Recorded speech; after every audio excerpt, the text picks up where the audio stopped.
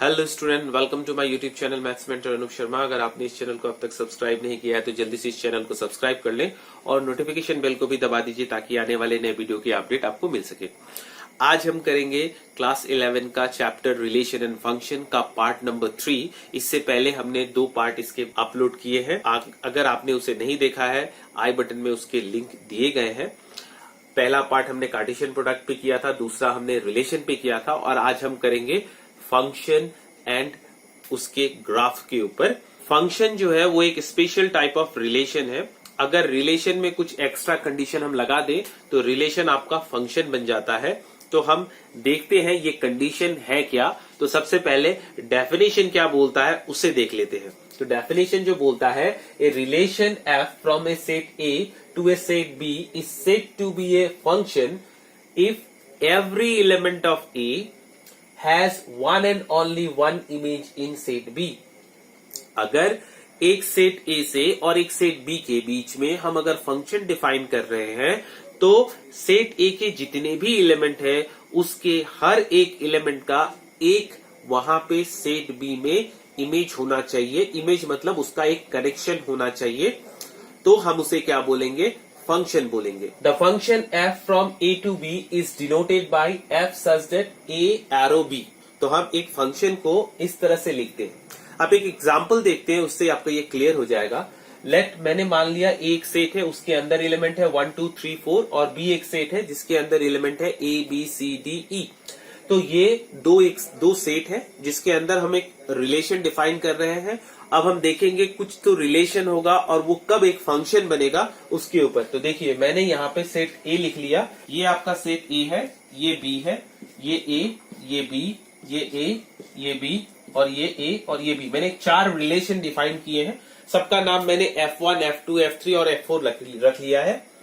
तो देखिए, यहाँ पे जो एलिमेंट है 1 वो D के साथ कनेक्टेड है, 2 जो है वो B के साथ कनेक्टेड है और ये 4 जो है E के साथ कनेक्टेड है। और यहाँ एक एलिमेंट है 3 जो कि किसी के साथ कनेक्टेड नहीं है। तो हमारा डेफिनेशन क्या बोल रहा था? डेफिनेशन बोल रहा था कि सेट A के जितने भी एलिमेंट है सब के सब सेट B से कनेक्टेड होने चाहिए। तो यहाँ ये 3 आपका कनेक्टेड नहीं है, ये आपका रिलेशन है लेकिन फंक्शन ये नहीं होगा।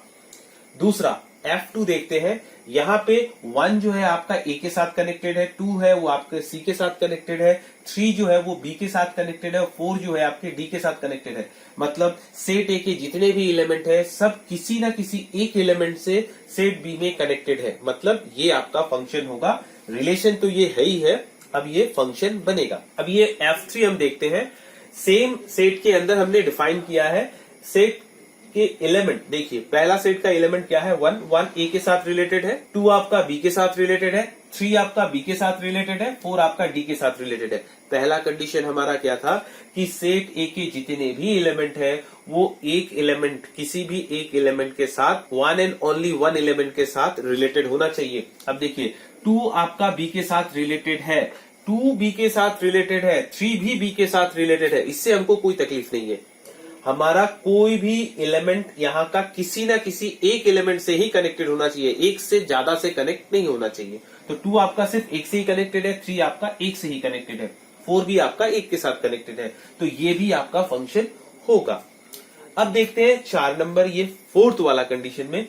देखिए, ये सेट ए है, ये सेट बी है। अब यहाँ पे देखिए, 1 जो है ए के साथ कनेक्टेड है, 2 जो है वो सी के साथ कनेक्टेड है, 3 जो है ए के साथ कनेक्टेड है, 3 वापस बी के साथ कनेक्टेड है। अब यहाँ एक प्रॉब्लम है। देखिए, ये 1 के साथ कोई प्रॉब्लम नहीं, 2 के साथ कोई प्रॉब्लम नहीं, 4 के साथ कोई प्रॉब्लम नहीं, ये सिर्फ एक ही एलिमेंट के साथ कनेक्टेड है। लेकिन जब आप 3 के बारे में देखेंगे, 3 2 एलिमेंट के साथ कनेक्टेड हो रहा है और हमारा डेफिनेशन क्या बोलता है कि कोई भी एलिमेंट सिर्फ किसी एक एलिमेंट के साथ ही कनेक्ट होना चाहिए। लेकिन यहाँ पे ये 3 आपके 2 एलिमेंट के साथ कनेक्ट हो रहा है, one and only one element के साथ कनेक्टेड नहीं है। इसलिए ये रिलेशन होगा लेकिन फंक्शन नहीं होगा। तो ये आपका रिलेशन है लेकिन फंक्शन नहीं है।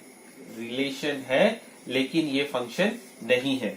ये फंक्शन हुआ, ये हमारा फंक्शन हुआ और ये भी हमारा फंक्शन नहीं हुआ बल्कि ये रिलेशन हुआ। नेक्स्ट हम देखेंगे domain, range and codomain of a function. एक फंक्शन का डोमेन क्या होता है, कोडोमेन किसे बोलते हैं और हम रेंज किसे बोलते हैं वो समझेंगे। मैं फिर से वही एग्जांपल ले रहा हूं। मान लीजिए आपका ए के अंदर है 1 2 3 4, ये है एलिमेंट, और सेट बी के अंदर आपका एलिमेंट है ए बी सी डी और ई ले लिया मैंने। अब मैं यहां पे फंक्शन डिफाइन कर रहा हूं फ्रॉम सेट ए से सेट बी के अंदर। अब देखिए मैंने यहाँ पे एक रे डायग्राम बना लिया, ये सेट ए है, ये हमारा सेट बी है। अब इस सेट ए के अंदर इस ए है, ये बी है, इसके अंदर हमने 1 2 3 4 लिखा, और इसके अंदर हम A B C D E लिख लेते हैं।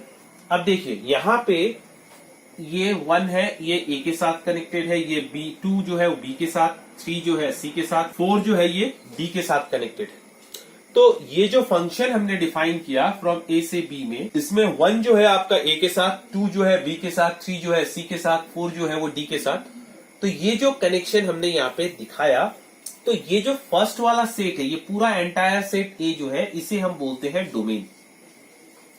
ये सेट आपका बनेगा डोमेन। तो डोमेन क्या है? ये वाला सेट ए, तो ए बन गया डोमेन, और इसे हम लिखते हैं, डिनोट करते हैं डी सफिक्स एफ से। ये पूरा का पूरा सेट बी जो है, इसे हम बोलते हैं कोडोमेन। कोडोमेन। अब यहां एक चीज देख लीजिए, इस सेट के अंदर जो जो एलिमेंट इस सेट के साथ कनेक्टेड है, यहां पे जितने भी एलिमेंट हैं जो कि इसके साथ कनेक्टेड है, मतलब ई कनेक्टेड नहीं है, बाकी सारे के सारे कनेक्टेड हैं, तो ये जो कनेक्टेड वाला सेट बनेगा, इस सेट को हम बोलेंगे रेंज। तो ये बनेगा आपका रेंज, और रेंज को हम डिनोट करते हैं आर सफिक्स एफ से भी डिनोट करते हैं रेंज ऑफ द फंक्शन। अब एक चीज यहाँ पे और देखेंगे, इस सेट के जितने भी एलिमेंट हैं, इनको हम बोलते हैं, इसको मैंने सर्कल कर दिया, इसे हम बोलते हैं प्री इमेज। ये होता है प्री इमेज। और यहां जितने भी एलिमेंट होंगे, इनको हम बोलेंगे इमेज। ठीक है, तो हमने क्या देखा यहाँ पे? हमने देखा कि सेट ए है, एक सेट बी है। इस सेट ए से सेट बी में मैंने एक फंक्शन डिफाइन किया। अब इसमें किस तरह से डिफाइन किया कि फंक्शन में जो एलिमेंट है, इस सेट में जो एलिमेंट है, वो सेट बी के एलिमेंट के साथ कनेक्टेड है। किस तरह से कनेक्टेड हो रहा है? 1 आपका ए के साथ, 2 आपका बी के साथ, 3 आपका सी के साथ, 4 जो है वो डी के साथ कनेक्ट हो रहा है। ये पूरा एंटायर सेट ए जो है, इसे हम बोलते हैं डोमेन ऑफ द फंक्शन। तो ये हो गया डी सफिक्स एफ, इसको हम लिखते हैं। तो ये पूरा का पूरा सेट ए जो है, ये बन गया आपका डोमेन ऑफ द फंक्शन। और ये जो सेट बी है, इस पूरे एंटायर सेट को हम बोलते हैं कोडोमेन। और सेट ए के जितने भी एलिमेंट हैं, इन्हें हम बोलते हैं प्री इमेज। और सेट बी में जो एलिमेंट्स सेट ए के साथ कनेक्टेड है, उन्हें हम बोलते हैं इमेज। और इस एंटायर सेट को, जो जो कनेक्टेड है, कनेक्टेड सेट को हम बोलते हैं रेंज ऑफ द फंक्शन। अब यहां पे आप देखिएगा कि ये जो रेंज है वो कोडोमेन के अंदर है, तो हम यहां से बोल सकते हैं कि range is a subset of codomain. तो रेंज जो है वो क्या है? सबसेट है किसका? कोडोमेन का। अब यहां पे एक चीज और देखते हैं। देखिए, ये जो मैंने डिफाइन किया है, इसको हम ऐसे भी लिख सकते हैं, जैसे ये जो 1 है वो किसके साथ रिलेटेड है? ए के साथ। मतलब हम यहाँ पे इसको इस तरह से लिख सकते हैं, F of 1 is equal to A, F of 2 is equal to B, F of 3 is equal to C, F of D is equal to 4 is equal to D. तो ये जो हमने लिखा है यहाँ पे, इस एलिमेंट्स को, मतलब इन एलिमेंट को हम क्या बोलेंगे? ये जो एलिमेंट है, ये क्या है? इमेज है। ए बी सी डी, ये क्या है? इमेज है। किसका इमेज है? एफ इमेज ऑफ 1 ए है, एफ इमेज ऑफ 2 क्या है? बी है, एफ इमेज ऑफ 3 क्या है? सी है, एफ इमेज ऑफ 4 क्या है? डी है। तो ये जो एफ हमने लिखा है, एफ ऑफ, ये सारे के सारे क्या है? ए बी सी डी, ये हमको मीन करा रहे हैं, मतलब ये इमेजेस है। किसके? इस डोमेन के जितने भी एलिमेंट है, उनके ये इमेजेस है। ये पूरे सेट को हम बोलेंगे रेंज, और इन्हें हम बोलते हैं इमेजेस। और ये पूरा सेट होता है आपका कोडोमेन, और कोडोमेन के अंदर जो कनेक्टेड था वो बन गया आपका रेंज। नेक्स्ट है हमारा फंक्शन एज ए रिलेशन। तो let A and B be two non empty sets, a relation f from A to B is called a function from A to B if ये दो condition अगर satisfy कर ले। पहला condition कि domain of F is a, तो domain of जो function का होगा वो क्या होगा, आपका ए होगा। ए सेट आपका डोमेन बनना चाहिए। दैट इज जितने भी ऑर्डर्ड पेयर फंक्शन के अंदर बिलोंग करेंगे वो सब सेट ए के एलिमेंट उसमें आने चाहिए। हम एग्जांपल देखें, उससे ये क्लियर हो जाएगा। For some b belongs to B, तो ये फॉर ऑल का नोटेशन है, इसको हम ऐसे लिखते हैं। इसका मतलब होता है फॉर ऑल, फॉर ऑल मतलब सभी के लिए। अब यहां पे दूसरा कंडीशन बोलता है no two ordered pair of f have the same first component, मतलब एफ के अंदर जितने भी ऑर्डर्ड पेयर आएंगे उसके पहले वाले कंपोनेंट, मतलब जो फर्स्ट पोजीशन के एलिमेंट होते हैं, अगर ये दोनों सेम सेम नहीं होने चाहिए।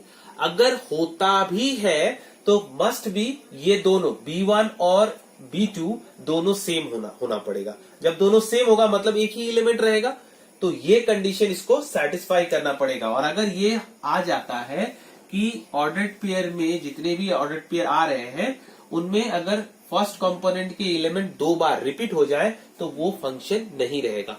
क्यों नहीं होगा, कैसे होगा, ये एग्जांपल से आपका क्लियर हो जाएगा। ये तो जस्ट हमने क्या लिखा कि फंक्शन एज ए रिलेशन लिखा। अब देखिए मैंने एग्जांपल के लिए यहाँ पे क्या लिया, एक सेट लिया A जिसके अंदर एलिमेंट है 1 2 3 और B एक सेट लिया जिसके अंदर एलिमेंट है 3 2 3 4।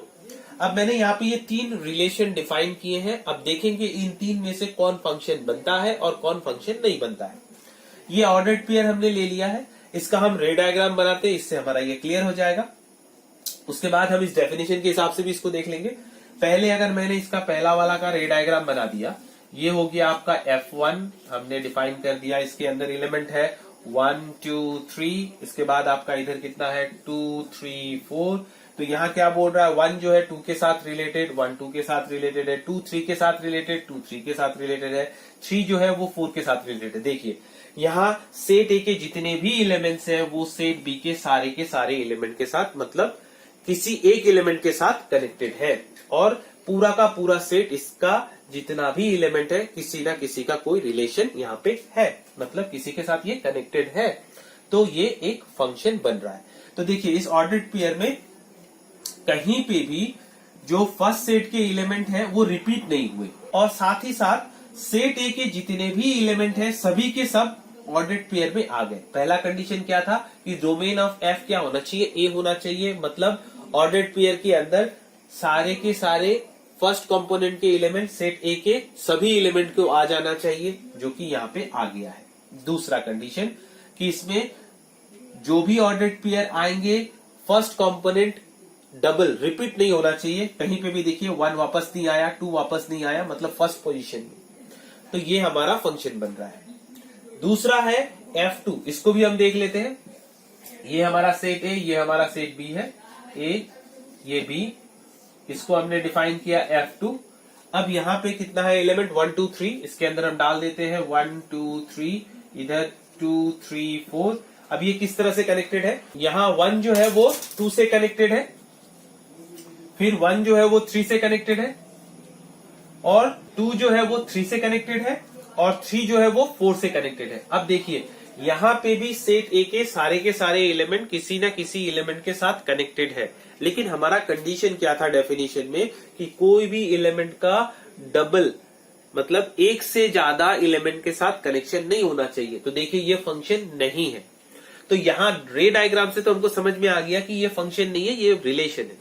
लेकिन इस कंडीशन के हिसाब से कौन सा कंडीशन ये वायलेट कर रहा है, देखिए हमें बोला गया था कि ऑर्डर्ड पेयर में फर्स्ट कंपोनेंट रिपीट नहीं होना चाहिए। देखिए यहाँ पे रिपीट हो रहा है, 1 के साथ 2, 1 के साथ 3, मतलब एक ही एलिमेंट 2 एलिमेंट के साथ कनेक्ट हो रहा है। जब 2 एलिमेंट के साथ कनेक्ट हो रहा है मतलब एक एलिमेंट का 2 इमेज बन रहा है। जब एक एलिमेंट का 2 इमेज बनेगा मतलब ये फंक्शन नहीं है। तो ये वाला फंक्शन नहीं है, पहला वाला हमारा फंक्शन मिला। अब तीसरे वाले को देखते हैं। तीसरे वाला में सेट ए, ये हमने पकड़ लिया ए, ये हमारा बी, और ये हमने F3 डिफाइन किया। ये 1 2 3 एलिमेंट है, इसके अंदर आपका एलिमेंट 2 3 4 है। अब देखिए 1 जो है वो 3 के साथ कनेक्टेड है, 2 जो है वो 4 के साथ कनेक्टेड है। अब देखिए सेट ए हमारा डोमेन नहीं बन रहा है, ये 3 जो है इसका कोई भी कनेक्शन हमारा नहीं मिल रहा है, तो ये फंक्शन नहीं है। अब यहाँ पे ये कौन सा, इस हिसाब से कौन सा कंडीशन वायलेट कर रहा है, यहाँ क्या बोला था, domain of F is A होना चाहिए, A comma B ordered pair belongs to F, जो भी हमारा बिलोंग करेगा वो सबके लिए ए के, सेट ए के सारे ए के लिए होना चाहिए। तो यहाँ देखिए 1 के लिए है, 2 के लिए है, लेकिन 3 के लिए कोई एलिमेंट नहीं है यहाँ पे, इसलिए ये हमारा रिलेशन है, फंक्शन नहीं है। तो ये भी हमारा फंक्शन नहीं होगा और सिर्फ ये हमारा फंक्शन होगा। अब देखिए, अब तक हमने देखा किसी भी फंक्शन को हम डिफाइन करते हैं सेट ए से सेट बी में। अगर किसी फंक्शन में अगर आपका सेट बी जो है वो रियल नंबर बन जाए या रियल नंबर का सबसेट बन जाए, तो इस तरह के फंक्शन को हम बोलते हैं real valued function, real valued function. और अगर आपका सेट ए और सेट बी दोनों का दोनों अगर रियल नंबर बन जाए तो इसे हम बोलेंगे रियल फंक्शन। ठीक है, अब हम देखेंगे सम फंक्शन एंड देयर ग्राफ्स। तो इसमें सबसे पहला फंक्शन मैं कंसीडर कर रहा हूं वो है आइडेंटिटी फंक्शन, आइडेंटिटी फंक्शन। अब ये आइडेंटिटी फंक्शन का मतलब क्या है, यहाँ पे सबसे पहले ये जो फंक्शन है इसे मैंने किस तरह से डिफाइन किया, ये है आपका रियल नंबर से ये रियल नंबर में डिफाइन होता है, दैट इज रियल फंक्शन होता है। और इसे लिखा जाता है गिवन बाय, इसे डिफाइन किया गया है f of x is equal to x. मतलब आप जो भी पकड़ो, दरअसल होता क्या है, जब भी हम एक फंक्शन पकड़ते हैं रियल नंबर से रियल नंबर, तो हम क्या बोलते हैं कि ये भी सेट ऑफ रियल नंबर है, ये भी आपका सेट ऑफ रियल नंबर है। यहां जो एलिमेंट होगा x, तो यहां जो एलिमेंट होगा ये किससे रिलेटेड है, f से, तो यहां का एलिमेंट y होगा। तो इस y एलिमेंट को हम लिखते हैं f ऑफ x लिखते हैं, मतलब y जो होता है वो आपका f ऑफ x बनता है। फंक्शन को हमने डिफाइन किया, तो दरअसल यहाँ पे इसे डिफाइन किया गया है f of x is equal to x. मतलब आप जो भी x यहाँ पे डालोगे वही आपको मिलेगा। यहाँ पे आइडेंटिटी, जैसे आइडेंटिटी कार्ड होता है, तो सब स्टूडेंट्स क्या करते हैं, सब अपना आई कार्ड अपने पास ही रखते हैं, मतलब खुद का आई कार्ड ही खुद के गले पे लगाते हैं। मतलब आइडेंटिटी मतलब खुद का आइडेंटिटी बताता है। जैसे जो यहाँ पे हमारा डोमेन होगा वही, मतलब जो डोमेन के एलिमेंट होंगे सेम हमारे वही रेंज के एलिमेंट निकलेंगे। तो यहाँ पे हमने f of x is equal to x लिखा। अब अगर इसका हम ग्राफ बनाना चाहें तो ग्राफ के लिए हम क्या करेंगे, इस तरह से कुछ पॉइंट प्लॉट कर सकते हैं, जैसे हमने पहले किया था स्कूल में। एक्स यहाँ पे वाई लिख लिया, वाई इज इक्वल टू आपका है एफ ऑफ एक्स और जिसका वैल्यू कितना है एक्स। तो जब आप यहाँ पे x का वैल्यू 0 डालेंगे तो ये आपको कितना मिलेगा, 0 मिलेगा। आप अगर 1 डालेंगे तो यहाँ आपको 1 मिलेगा, 2 डालेंगे तो 2 मिलेगा, 3 डालेंगे तो आपको 3 मिलेगा। इसी तरह से आपने अगर -1 डाला तो आपको -1 मिलेगा, -2 डालेंगे तो आपको -2 मिलेगा। अब इसे अगर हम ग्राफ में बनाएं तो ग्राफ में एक्चुअली क्या होता है, ये आपका x एक्सिस होता है और इधर क्या होता है आपका y एक्सिस होता है। इधर ये y डैश हो गया, ये x डैश हो गया। तो ये आपका था 0 ओरिजिन। अब देखिए हमने क्या किया, 0 के अगेंस्ट में हमको y का वैल्यू 0 मिल रहा है, मतलब y एक्चुअली क्या होता है, y के तरफ ही हम f ऑफ x को ड्रॉ करते हैं, वैल्यू बिठाते हैं फंक्शन का। तो अब यहाँ पे 0 है तो 0 के अगेंस्ट में हमको 0 मिल रहा है, 1 के अगेंस्ट में हमको 1 मिल रहा है, 2 के अगेंस्ट में हमको 2 मिल रहा है। तो देखिए ये 1 है, ये 2 है, इधर ये भी 1 है, ये आपका 2 है, इधर आपका ये 3 है, तो इधर आपका यहाँ पे 3 है, तो ये 3 के अगेंस्ट में हमको क्या मिलेगा, 3 मिलेगा। अब इनको अगर आप मिला देंगे तो ये आपका ग्राफ कुछ ऐसा एक स्ट्रेट लाइन बन जाएगा, नीचे भी ऐसे चला जाएगा। हमें पता है कि एक लाइन के ऊपर इनफाइनेट नंबर ऑफ पॉइंट्स होते हैं, ठीक है। अब हर पॉइंट आपका क्या होता है, कोऑर्डिनेट होता है। तब इस पॉइंट का कोऑर्डिनेट जैसे x, y, आप किसी भी पॉइंट को पकड़ लीजिए, यहाँ पे आपका ये क्या देगा, x, y देगा। x मतलब आप कहां से ले रहे हैं, x का वैल्यू ले रहे हैं, ये आपका x का वैल्यू है। इसके अगेंस्ट में आपको y का वैल्यू मिल रहा है। y का वैल्यू मतलब क्या होगा आपका, ये फंक्शन का वैल्यू, मतलब y is equal to f of x. आपने कहां से निकाला, ये पर्टिकुलर x के अगेंस्ट में आपको y का वैल्यू मिल रहा है। तो इस तरह से हर पॉइंट पे आपको एक एक y का वैल्यू मिलके जा रहा है। तो x जो है, आपने जो x लिखा, x के जितने भी एलिमेंट होंगे वो आपके क्या बन रहे हैं, डोमेन बन रहे हैं। तो y का जो सेट मिल रहा है वो आपका क्या बन रहा है, यहाँ पे रेंज बन रहा है। अब देखिए यहाँ पे आपने जो भी नंबर्स लिए, अब ऐसा तो नहीं है कि आपने सिर्फ 1 2 3 लिया है। अब अगर यहाँ पे 1.5 डालते, सपोज यहाँ पे आपने x का वैल्यू, ये जो फंक्शन है y equal to f of x, जिसका वैल्यू आपका ये x है। अगर आपने x का वैल्यू 1.5 लिया होता तो ये आपका 1.5 ही लेता, मतलब सब डेसिमल नंबर भी ले रहे हैं, ये आपका इंटीजर भी वैल्यू ले रहा है, मतलब ये पूरा का पूरा एक्स एक्सिस जो आपका एक रियल लाइन की तरह है जिसमें सारे के सारे पॉइंट्स हैं, ये सारे पॉइंट के अगेंस्ट में हमको y के वैल्यू मिल रहे हैं। तो इस हिसाब से हम इस फंक्शन का डोमेन अगर हम बोले तो डोमेन ऑफ दिस फंक्शन होगा रियल नंबर r। ठीक उसी तरह से अगर हम रेंज निकालना चाहें, रेंज का मतलब क्या हो रहा है, the values of y corresponding to the values of x, मतलब x के वैल्यू के अगेंस्ट में हमें y का वैल्यू क्या क्या मिल रहा है। तो y आपका किधर होता है, दरअसल आपका फंक्शन का वैल्यू होता है, y एक्सिस की तरफ जो वैल्यू, मतलब ये वैल्यूज जो आपके निकल के आ रहे हैं ये सारे के सारे जो वैल्यूज हैं वो आपके y के वैल्यू हैं। तो इसमें कौन कौन सा वैल्यू ले रहा है, देखिए आपका पॉजिटिव वैल्यूज भी ले रहा है, ये आपका नेगेटिव वैल्यूज भी ले रहा है, तो सब नंबर आ गए। तो हम यहाँ पे बोल सकते हैं रेंज ऑफ द फंक्शन क्या होगा, रियल लाइन होगा। तो इसका डोमेन और रेंज दोनों रियल लाइन होंगे। नंबर 2 है आपका कांस्टेंट फंक्शन। मैंने इसे r से r में डिफाइन कर लिया और यहां लिखा गिवन बाय, ये हमको किस तरह से दिया गया है, जो रूल ये फॉलो कर रहा है, given by f of x is equal to, मैंने यहाँ पे c लिख दिया। c एक क्या है, कांस्टेंट है, मतलब हमारा जो ये f ऑफ x है वो दरअसल क्या है, y का मतलब जो y के वैल्यूज हम यहाँ पे मिलेंगे हमें। तो यहाँ अब अगर हम देखते हैं, देखिए अब x के वैल्यू को अगर हम इसको ड्रॉ करना चाहें, मान लीजिए जो आपका c है वो पॉजिटिव कुछ नंबर है और ये है आपका x एक्सिस, ये है आपका x डैश, ये है आपका y और ये है y डैश। अब आप यहाँ पे ये 0 है, ये रहा 1, ये रहा 2, ये रहा 3, इसी तरह से इधर क्या है -1, -2, -3। अब इस तरह से ये नंबर्स है। अगर मैं x का वैल्यू 0 लूं तो ये मेरा c का c रहेगा। मान लीजिए c आपका 5 है तो 5 कहाँ होगा, यहाँ पे कहीं पे होगा आपका 5। उसी तरह से अगर मैंने x का वैल्यू 2 लिया तब भी इसका वैल्यू क्या होगा, इसमें तो कोई चेंज नहीं आने वाला, ये c का c रहेगा। 1 के अगेंस्ट में भी हमको ये c ही मिलने वाला है, 2 के अगेंस्ट में भी हमको c मिलेगा, 3 के अगेंस्ट में भी c मिलेगा। तो हमें ये क्या मिलेगा, एक लाइन मिलेगा जो कि नेगेटिव और पॉजिटिव जो भी वैल्यू हम x के डाले, ये वैल्यू हमेशा y का वैल्यू ये हमेशा कितना लेगा, c लेगा। मतलब यहां से यहां तक का लेंथ जो है वो क्या है, c है, ये ले रहा है एक समान वैल्यू। तो हमारा यहाँ पे ये ग्राफ बन गया। मान लीजिए c मेरा पॉजिटिव था तो ये मैंने x के वैल्यूज जो लिए वो क्या लिए, सारे के सारे रियल नंबर लिए। तो इस फंक्शन का अगर मैं डोमेन बोलूं तो डोमेन ऑफ दिस फंक्शन हमारा क्या होगा, सेट ऑफ रियल नंबर होगा। लेकिन मैं उसी टाइम पे इसके रेंज के बारे में बोलूं तो रेंज मतलब क्या था, वैल्यूज ऑफ y। अब देखिए वैल्यूज ऑफ y, x का वैल्यू आप जो भी डाल रहे हैं आपको y का वैल्यू सिर्फ c मिल रहा है, तो रेंज यहाँ पे क्या होगा, रेंज ऑफ द फंक्शन होगा सिर्फ आपका c। लेकिन आप अगर c लिखेंगे तो ये गलत हो जाएगा। क्यों गलत हो जाएगा, देखिए c तो वैल्यू ले रहा है, सही बात है, लेकिन हमारा जो डोमेन सेट होता है, डोमेन जो होता है वो एक सेट होता है, उसके बाद कोडोमेन जो होता है वो एक सेट होता है, रेंज जो होता है वो एक सेट होता है। हम सिर्फ एलिमेंट को लिखेंगे तो वो सेट नहीं होगा। सेट लिखने का तरीका क्या था, उसे हमें कर्ली ब्रैकेट्स के अंदर रखना होता था, तो इस तरह से हम इसको रखेंगे तो ये बनेगा इसका रेंज। अब हम नेक्स्ट देखते हैं, नंबर 4 देखेंगे, पॉलिनोमियल फंक्शन।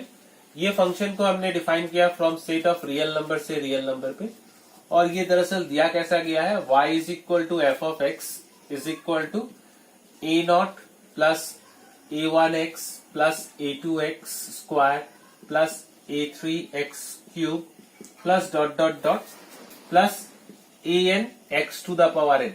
और यहाँ पे n जो है वो क्या है आपका, non negative n is non negative integers. तो यहाँ पे ये n जो है वो आपका नॉन नेगेटिव इंटीजर्स है, यहाँ पे n जो है वो नॉन नेगेटिव इंटीजर्स है, and a0 a1 dot dot dot an ये बिलोंग्स टू r करता है रियल नंबर में।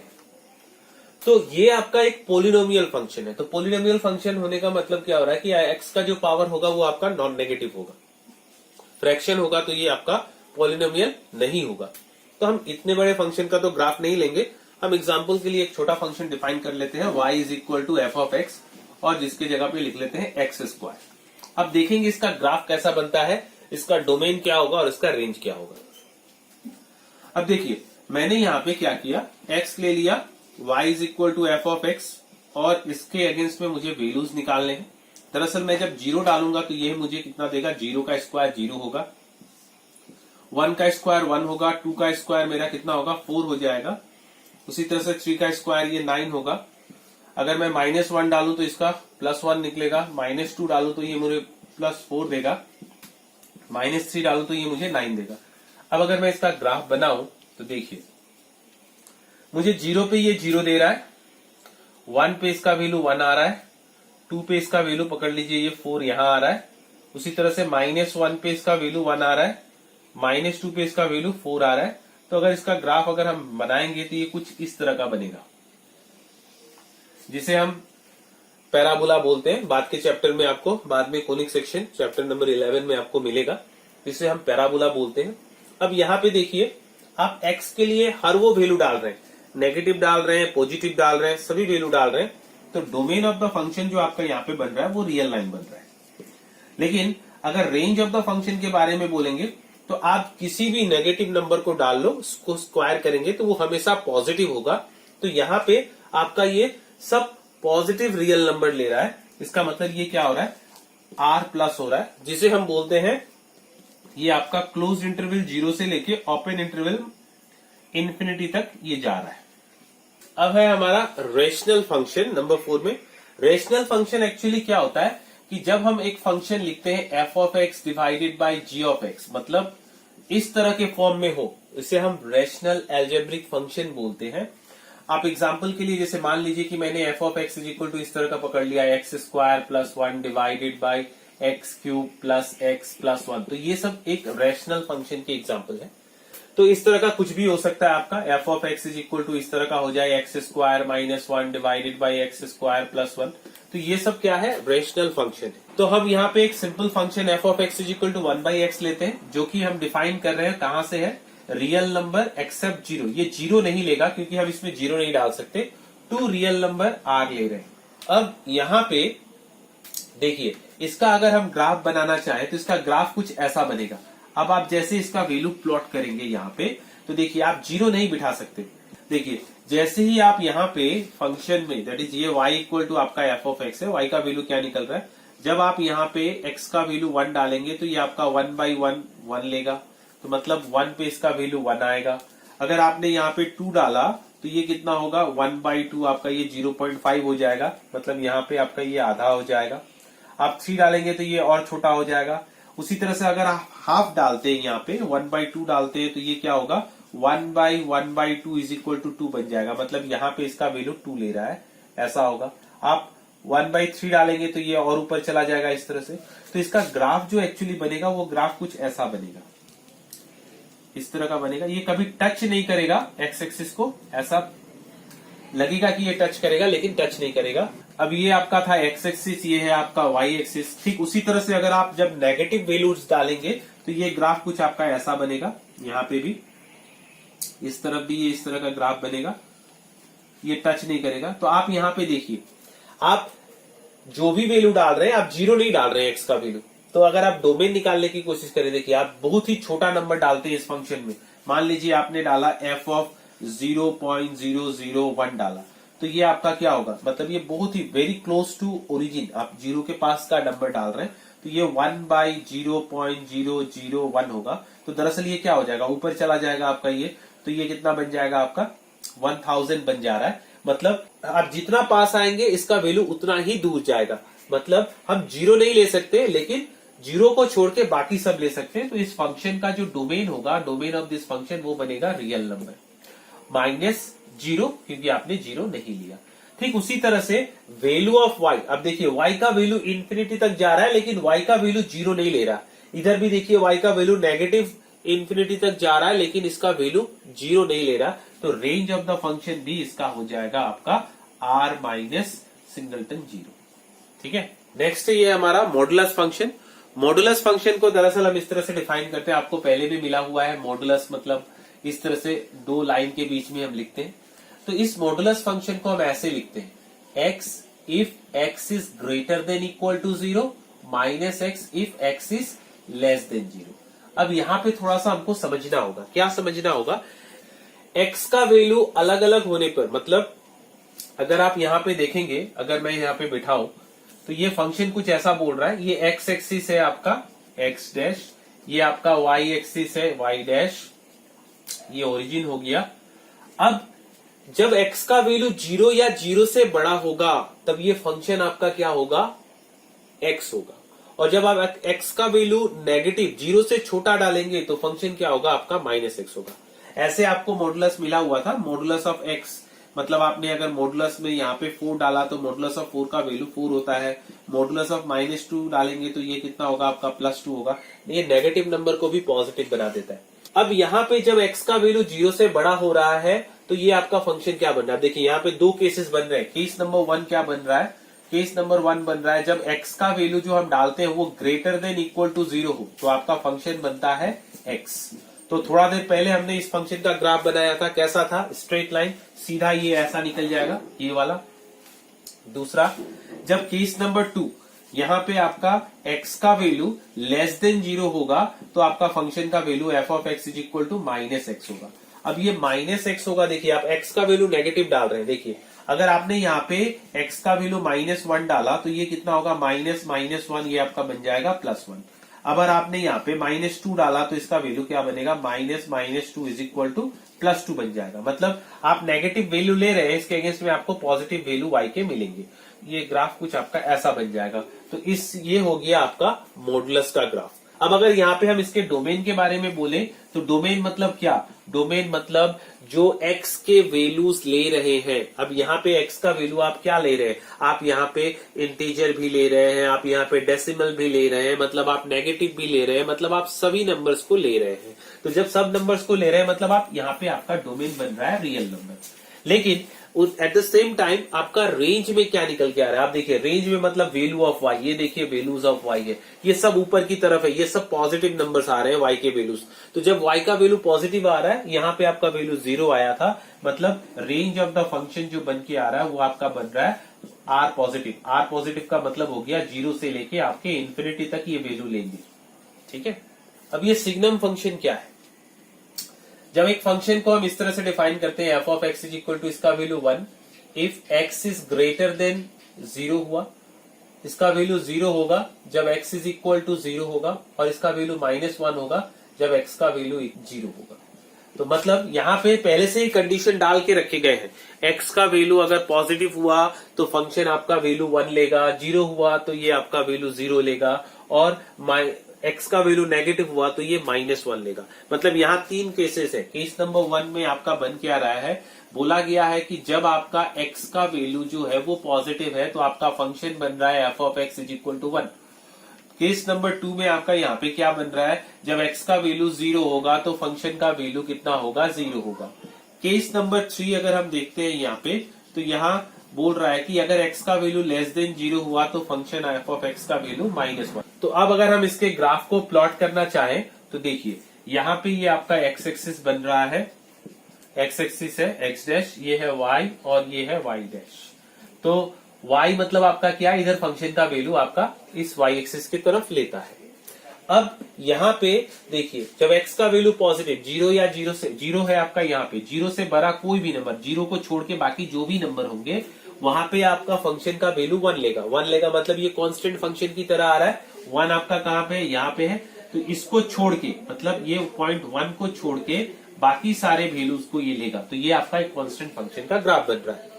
उसी तरह से 0 पे इसका वैल्यू सिर्फ 0 आ रहा है, और यहाँ पे जब x का वैल्यू 0 से छोटा हो रहा है, मतलब नेगेटिव, मतलब 0 से ठीक छोटा, 0 से जब ठीक छोटा होगा तो फंक्शन का वैल्यू -1 यहाँ पे ये 1 को तो नहीं लेगा, लेकिन 1 को छोड़ के बाकी सबको लेगा। तो यहाँ पे भी ये कांस्टेंट फंक्शन बन रहा है। तो इस तरह का ग्राफ बन रहा है इस सिग्नम फंक्शन का। अब हम यहाँ पे डोमेन के बारे में बोले तो डोमेन ऑफ द फंक्शन जो है, देखिए x का वैल्यू ये आपका पॉजिटिव भी ले रहा है, x का वैल्यू आपका नेगेटिव भी ले रहा है, x का वैल्यू आपका 0 भी ले रहा है, मतलब इसका डोमेन क्या बन रहा है? R बन रहा है। अब अगर हम यहाँ पे रेंज के बारे में बोलिए तो देखिए रेंज में सिर्फ ये 3 y के सिर्फ 3 वैल्यू ले रहा है। एक तो 1 ले रहा है, दूसरा 0 ले रहा है और तीसरा -1 ले रहा है। मतलब -1, 0 और 1 ये 3 वैल्यूज इसके रेंज में आ रहे हैं। और हमें पता है कि सेट को हमें रेंज को भी सेट में लिखना होता है, तो हम इसे 2 कर्ली ब्रैकेट्स के अंदर डाल देंगे, तो ये बन गया आपका range of the signum function. Next आपका आता है ग्रेटेस्ट इंटीजर फंक्शन। दरअसल ये फंक्शन क्या होता है, ये भी आपका रियल नंबर से रियल नंबर में डिफाइन किया जाता है। इसे हम एक्चुअली लिखते ऐसे हैं, y is equal to f of x, और ये होता है इस तरह से, इसे थर्ड ब्रैकेट के अंदर हम लिखते हैं। ये हो गया आपका ग्रेटेस्ट इंटीजर फंक्शन। अब ये ग्रेटेस्ट इंटीजर फंक्शन में होता क्या है पहले वो समझ लेते हैं। देखिए, अगर आपने इसे थर्ड ब्रैकेट के अंदर में 2 लिखा तो ये इसका सिर्फ इंटीजर वैल्यू मतलब 2 लेगा। अगर आपने यहाँ पे 2.1 लिखा तो ये आपका वैल्यू लेगा, यहाँ पे सिर्फ 2 लेगा। नेक्स्ट अगर हम यहाँ पे बिठाते हैं 2.9 तो इसका वैल्यू भी ये क्या लेगा, सिर्फ इंटीजर पार्ट को लेगा, ये डेसिमल पार्ट को नहीं लेगा। तो दरअसल क्या हो रहा है, ये सिर्फ इंटीजर पार्ट को लेता है। लेकिन आपको यहाँ पे एक चीज नोटिस करना है, अगर मैंने यहाँ पे -0.5 लिखा तो ये क्या करेगा, इसका वैल्यू -1 लेगा। अब इससे छोटा वाला इंटीजर लेगा, इसलिए इसके डेफिनेशन में लिखा जाता है ग्रेटेस्ट इंटीजर लेस देन और इक्वल टू x। इसे हम बोलते हैं greatest integer less than equal to x। मतलब जो भी नंबर हम लिखेंगे उस नंबर का, अगर वो इंटीजर है तो उसे हम लिखेंगे, या उससे छोटा इंटीजर को हम लिखेंगे, लेकिन वो इंटीजर होना चाहिए। तो अब हमने यहाँ पे कितना लिखा था, -0.5। आप ऐसे देखेंगे तो एक लाइन है, इसमें ये 0 है, आपका -0.5 यहाँ आया, तो इससे छोटा इंटीजर जो होगा वो क्या होगा, 1 होगा। या तो हमारा लेस देन होगा या तो इक्वल टू होगा। इक्वल टू जब होगा, कब होगा, जब हम डायरेक्ट यहाँ पे सिर्फ 2 डालेंगे तो ये इक्वल टू ले लिया, और जब हम डेसिमल डालेंगे तो उससे छोटा, उस पर्टिकुलर पॉइंट से छोटा इंटीजर कौन सा आ रहा था, जैसे यहाँ पे 2.1 डाला तो हमने यहाँ पे 2 लिखा। तो दरअसल इसको हम जब डिफाइन करते हैं तो कुछ इस तरह से लिखते हैं, इसका वैल्यू -2 लेगा if -2 less than equal to x less than -1 होगा। -1 if -1 less than equal to x less than आपका ये 0 होगा।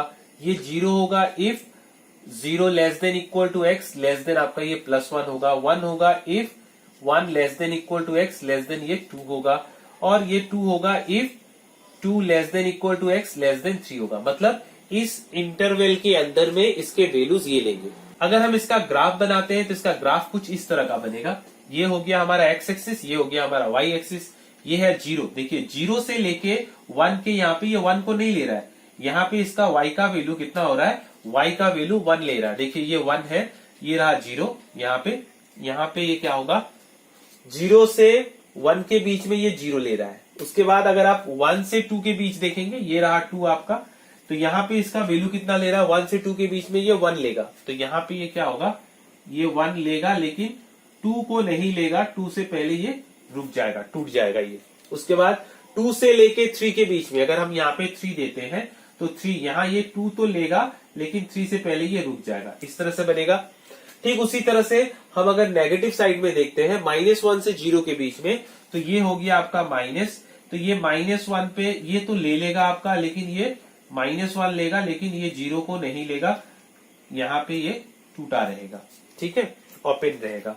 ये हो गया -1। ठीक उसी तरह से अगर हम -2 कंसीडर करते हैं तो यहाँ पे इसका वैल्यू -2 से लेके यहाँ तक जाएगा, लेकिन इसको ये नहीं लेगा। तो इस तरह से इसका ग्राफ बनता है। तो ये हो गया ग्रेटेस्ट इंटीजर फंक्शन। मतलब आपको यहाँ पे देखना ये है कि जब भी विद इन द इंटरवल, देखिए 0 से लेके 1 के बीच में कोई भी वैल्यू अगर आप डालते हैं x का, तो इसका वैल्यू 0 का 0 रहेगा। 1 और 2 के बीच में कुछ भी डालें तो इसका वैल्यू ये 1 ही लेगा, और 2 से 3 के बीच में डालें तो इसका वैल्यू सिर्फ 2 लेगा। ठीक उसी तरह से 0 और -1 के बीच में डालें तो इसका वैल्यू -1 लेगा। -1 और -2 के बीच में अगर डालते हैं तो इसका वैल्यू इसका -2 लेगा। देखिए -2 और -1 के बीच में हम डालेंगे तो इसका वैल्यू -2 ही लेगा। तो इसे हम बोलते हैं ग्रेटेस्ट इंटीजर फंक्शन। और इस ग्रेटेस्ट इंटीजर फंक्शन का अगर हम डोमेन लिखें तो डोमेन ऑफ द फंक्शन, देखिए हमने x का सारे वैल्यू को कंसीडर किया, डेसिमल रियल नंबर में हमने यहाँ पे सारे के सारे रियल नंबर यूज किए, मतलब इसका डोमेन जो होगा वो रियल नंबर होगा। और रेंज ऑफ द फंक्शन में देखिए, रेंज में देखिए जो भी वैल्यूज ले रहे हैं ये सब इंटीजर का इंटीजर ले रहा है, इसलिए इसका रेंज जो होगा वो सेट ऑफ इंटीजर्स होगा। तो ये था हमारा वीडियो ऑन एक्सरसाइज 2.3 के थ्योरी के ऊपर, दैट इज फंक्शन एंड इसके ग्राफ के ऊपर। अगर आपको ये वीडियो पसंद आया है तो इसे लाइक, शेयर और सब्सक्राइब जरूर कीजिएगा। Thank you.